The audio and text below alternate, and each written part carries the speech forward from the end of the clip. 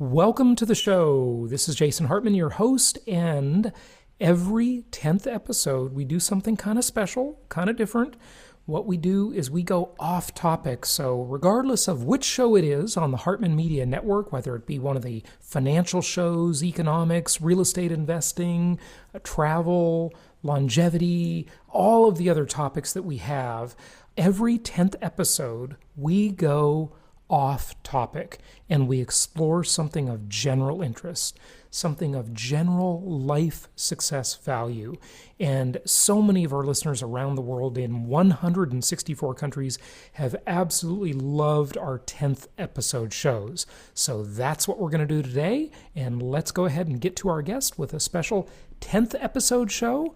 And of course, on the next episode, we'll be back to our regular programming. Here we go. This show is produced by the Hartman Media Company. For more information and links to all our great podcasts, visit hartmanmedia.com. Welcome to The Commercial Investing Show, where we analyze, explain, and exploit the opportunities presented in today's commercial property marketplace. If you're interested in apartments, mobile home parks, self-storage facilities, and other income property, you've come to the right place. We'll explore what's hot and what's not in markets nationwide in the relentless pursuit of return on investment. Here's your host, Jason Hartman. It is my pleasure to welcome Stephen Kuhn to the show. I was introduced to him by a great mutual friend of ours. He is the author of Unleash Your Humble Alpha, Own Your Presence in Life and Become the Epic Leader You Are Meant to Be. Stephen, welcome. How are you?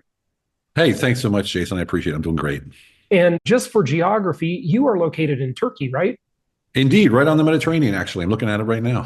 Fantastic. Well, I am in Bogota, Colombia, so we are a world apart almost.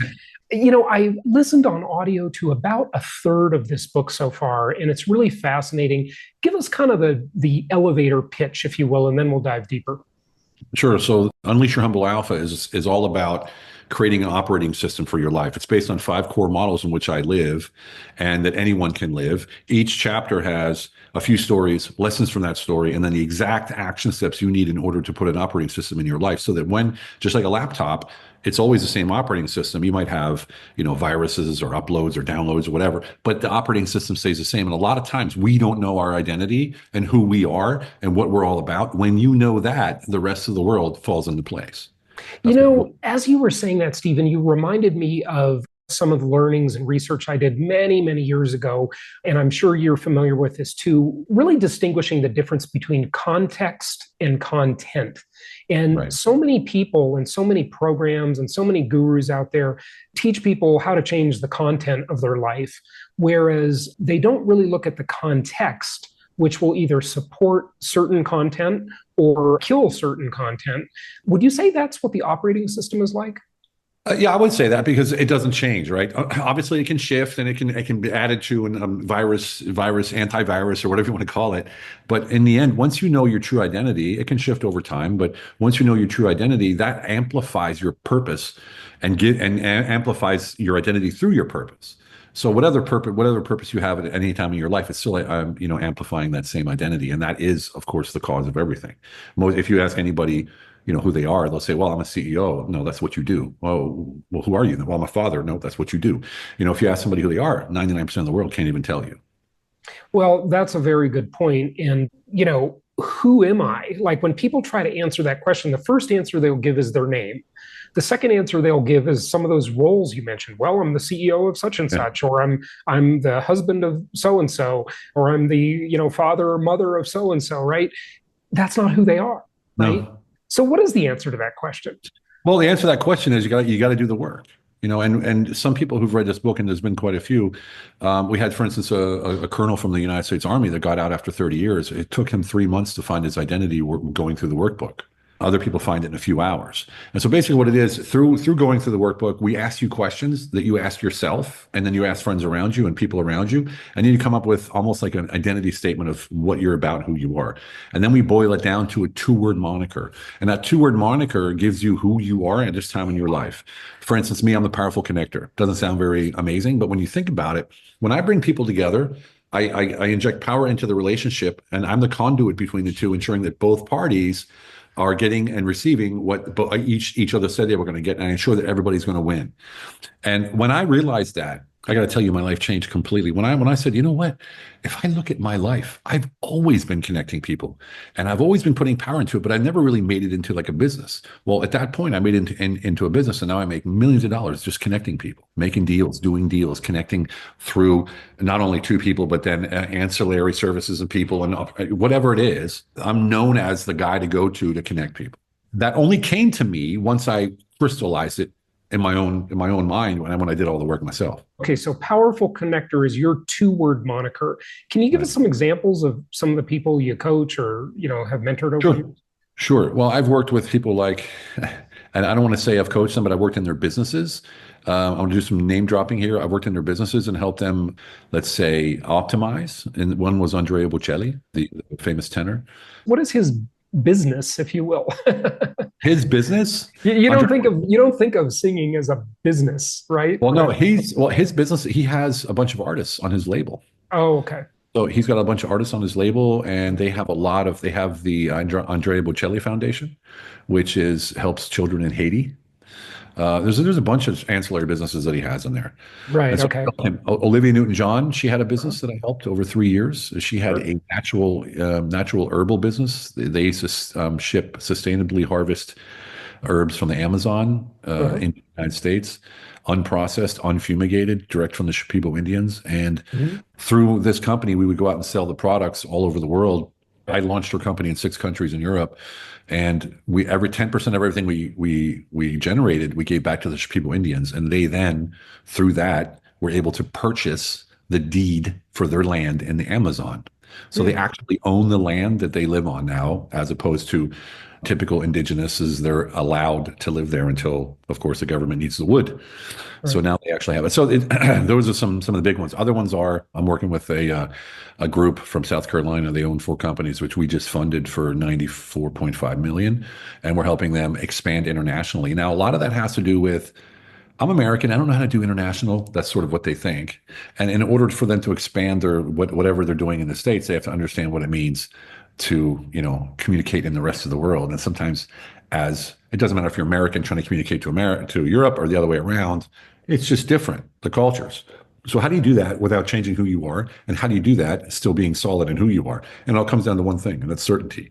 Certainty in my abilities to deploy my genius or my talents in any given situation. Certainty allows me to let go of the how I'm going to do anything. Because if I'm certain, I know what's going to happen. So, for instance, if I'm sitting here right now, a hurricane comes, or the SWAT team breaks into the room, I know I can deal with it. Like, I have zero doubt that I can deal with that. That certainty is what people buy into. That certainty is what people follow.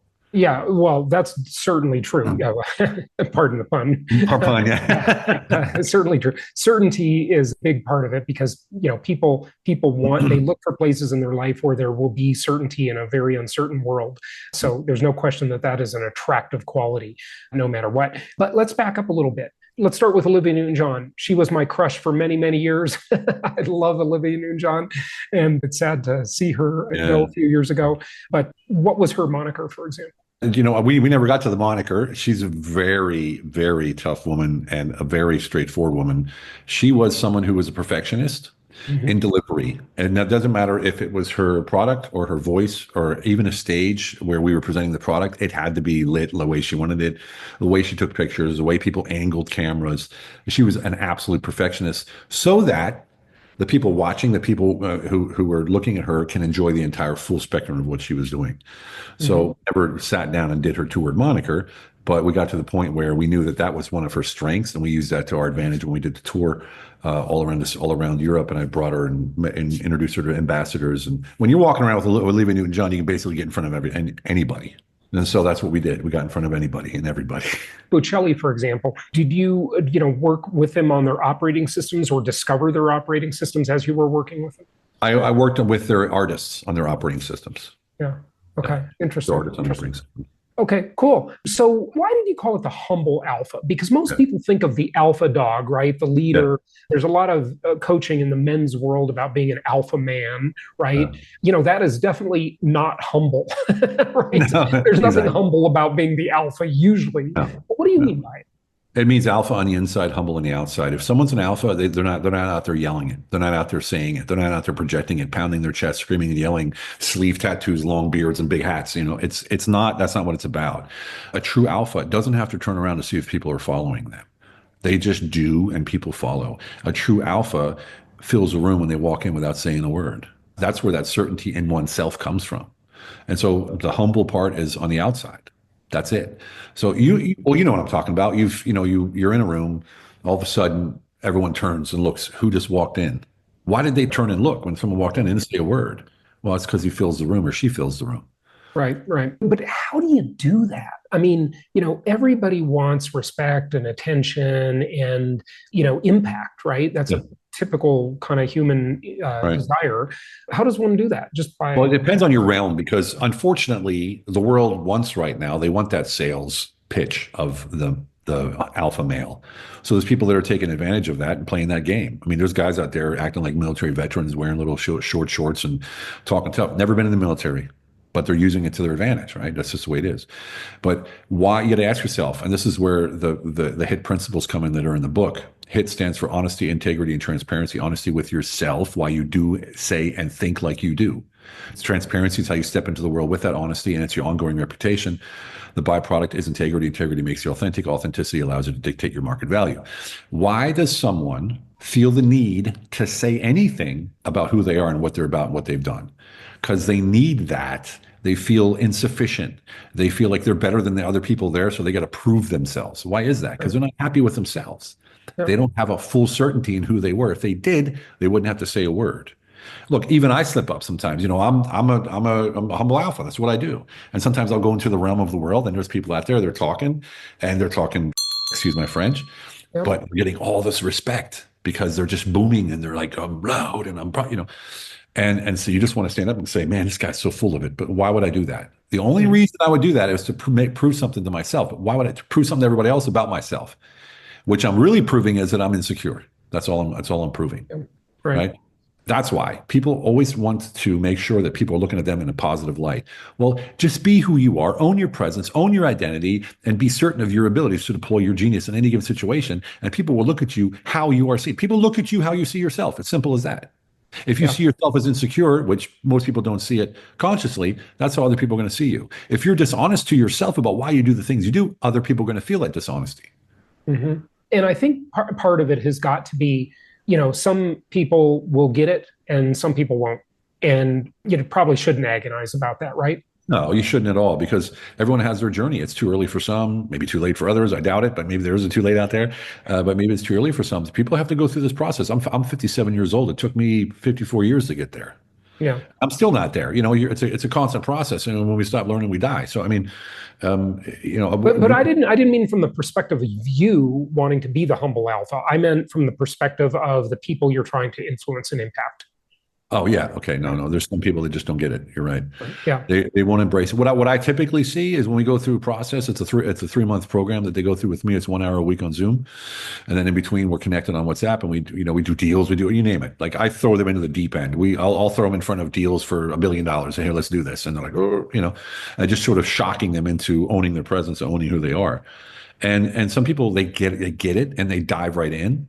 And other people, they just don't get it. They have such, say, a personal conviction that they aren't good enough, that it's almost impossible to break through in that moment. But what happens is, over the months and years after, they'll call me and go, "Wow, I know what I totally get it now. I totally get it. Can we get back together?" Then we get back together, and then we go through it again. So it's pretty cool to see how some people get it. And what I see is the younger people get it quicker because they don't have as much baggage carrying with them that they have to unload. Yeah. No, the older you are, that's the old saying of dogs and new tricks, right? You got to unbreak your bad habits, right, to Yeah. do something new. There's no question about that. You've said a lot of things about these different qualities and traits. Can you share any examples of, and maybe additional examples of famous people that we all know? It could be celebrities or politicians or business moguls. Doesn't matter, but some of these people we all know, so we can kind of understand what we're emulating here. What do you mean, as far as someone that I've worked with, or just someone in general? No, it doesn't have to be someone that you worked with, just someone Okay. in Okay. general. Okay. I'm dying to say, how does like Elon Musk or Donald Trump come? Like those are the Oh, current figures that we're all yeah. paying attention to, right?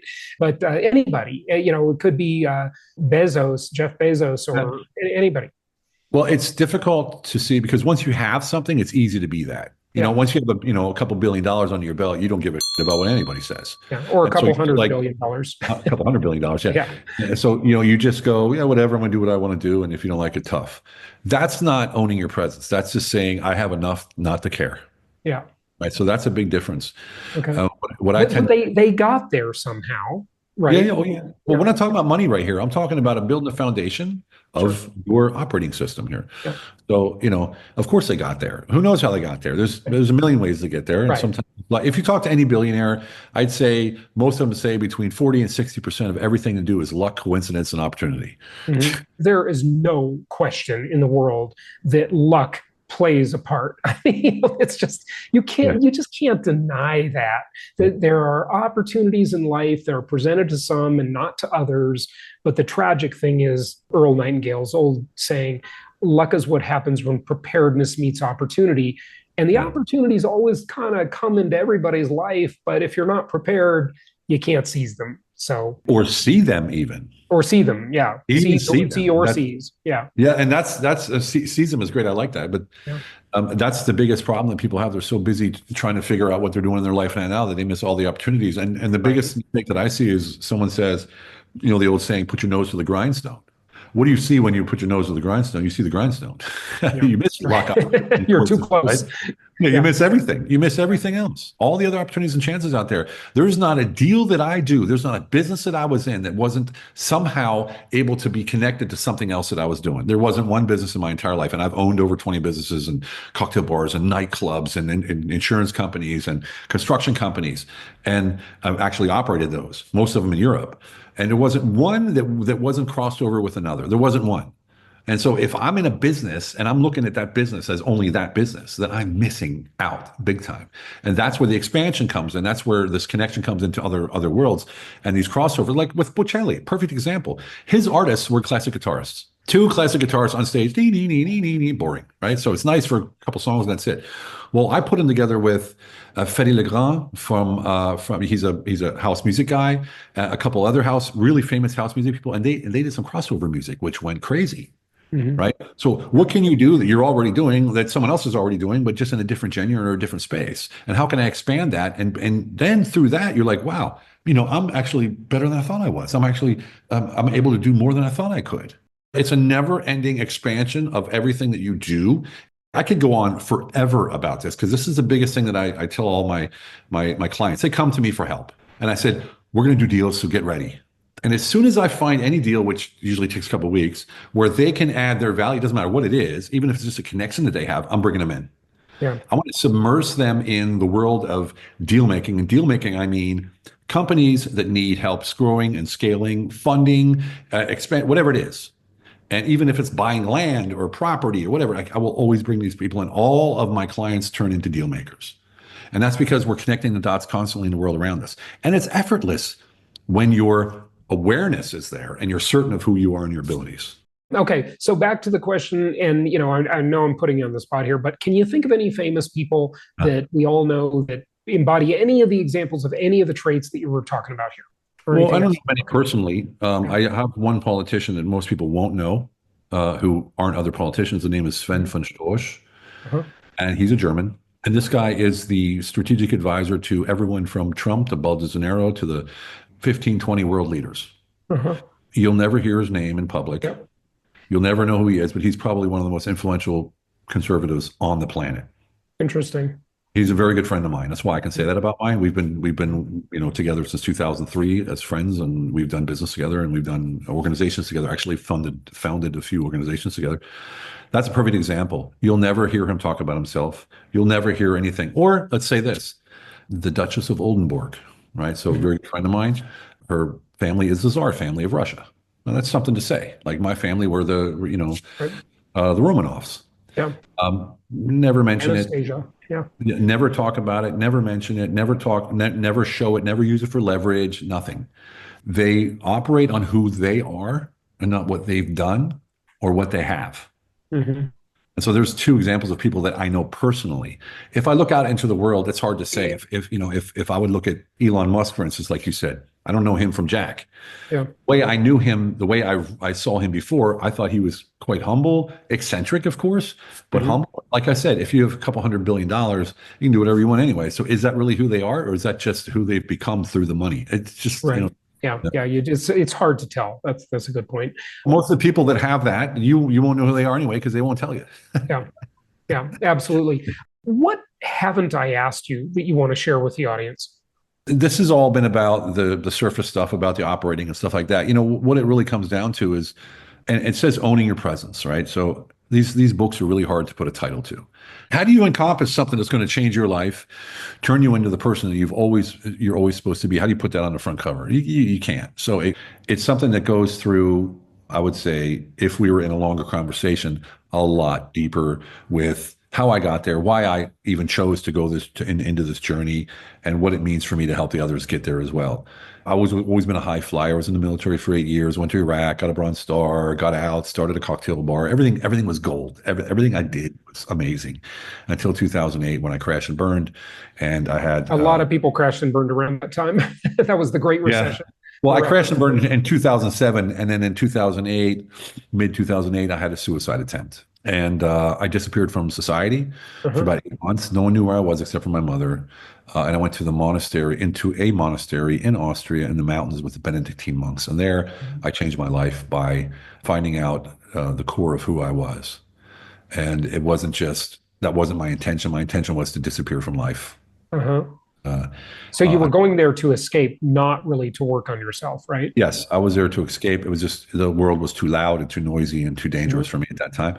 Or maybe I was too dangerous for the world. I don't know. And so what do you do there? I mean, did you just meditate all day? Were you silent all the time, or what? Well, the first 2 weeks, I walked in, I'm like, hey, Mr. Monk, here's my problem. This is what happened. This is what I feel like. Da, da, da, da. What's the solution? And he's like, just go walk in the forest. I'm like, yeah, right. Yeah. And so it took me about 2 weeks to calm down. And the silence in between the meetings, silence in between lunch and dinner and breakfast, lunch and dinner, listen, you had nothing to do. There was no TV, internet, no cell phones, nothing to do. Right. So what do you do when there's nothing to do? You start thinking, right? Well, after a while, that calms down and it slows down. And then it starts reversing and you start weeding out all the BS that you have in your mind, the programming that you have. Then it sort of solidifies even deeper. And then you start feeling the connection, the heart-mind connection. And it's a beautiful thing when you can, in seconds, connect your mind and your heart and feel what you're thinking and think what you're feeling. Yeah. And that's what I did. And I would just literally, I would sit down in the forest sometimes, close my eyes and open them. It was 8 hours like that. Wow. It was incredible. That was not sleeping. No. Yeah. I can tell you stories that no one believes. What happens when I open my eyes sometimes in the middle of the forest and what kind of animals were around me without fear. I literally became one with nature. Nothing surprised me. Nothing shocked me. Nothing, if a deer walked up to me, it wouldn't surprise me because obviously it would walk up to me because I'm one of them, And so it got to that point where I was just so zen that I wasn't even fit for society anymore. I was just, and I spent most of the time just thinking, and then I started to write. That's the first time I read Joe Dispenza's book, Rewire Your Mind, or whatever it's called. Yeah. Joe's been on the show before. I love his work. Yeah, it's great. Yeah, Joe's amazing. That's the first book I read. It was a 550-page book. Oh, there was a guest house in Austria. They're called. It's like a family-owned restaurant and pension, little hotel. Yep, pension. Yep. Yeah, pension. And I would sit in the cafe there and I'd drink espresso and I'd read. Well, they started calling me professor because I never talked to anybody. I just sat in the corner and read. And it was a family-owned mother, father, kids. And they had weddings every weekend at the backside of the monastery. And so I found a job there just to pass time. They had 300 guests and, of course, 300 sets of silverware that was in a big vat like this filled with water, and they needed to be pulled out and polished. So I said, let me do that for them. And I said, do you mind if I help you? And they're like, no. So I just sat there on Saturdays and I polished about 300 sets of silverware. And it was almost like meditation. Just all the knives, all the forks.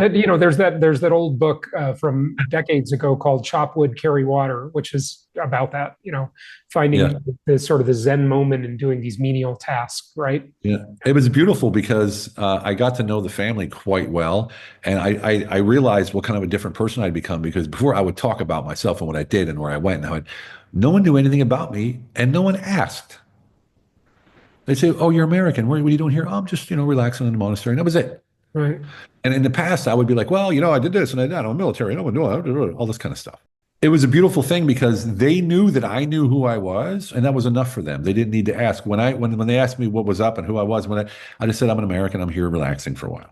That was enough for them. The presence that I had, the ownership of who I was, the way I was showing up for them in their life when they didn't even know who I was enough for them to say, we can trust this guy. We like this guy. And they were giving me food and making me dinner and all. I was like, no, it's fine. Thank you. And it was amazing. I actually gained weight. Interesting stuff. Well, Stephen, the book is available in all the usual places, of course. I'm looking at it on that main site we all have heard of. It's got great reviews. Do you have a website you'd like to give out as well? I have my business website, but I have on my personal website the 7 Factors of Success. It's a 30-minute free class that anybody can take. It's just a presentation for me, and it goes through a lot of the stuff we went through in more detail. And that's Stephen-Kuhn.com, Kuhn, Stephen-Kuhn.com. Go ahead, shoot me your email and click go, and you'll be led to the 30. It's a really useful 30 minutes. Excellent, good stuff. Stephen Kuhn, thank you so much for joining us. My absolute pleasure, Jason. Thank you so much for the invitation. Thank you so much for listening. Please be sure to subscribe so that you don't miss any episodes. Be sure to check out the show's specific website and our general website, hartmanmedia.com, for appropriate disclaimers and terms of service.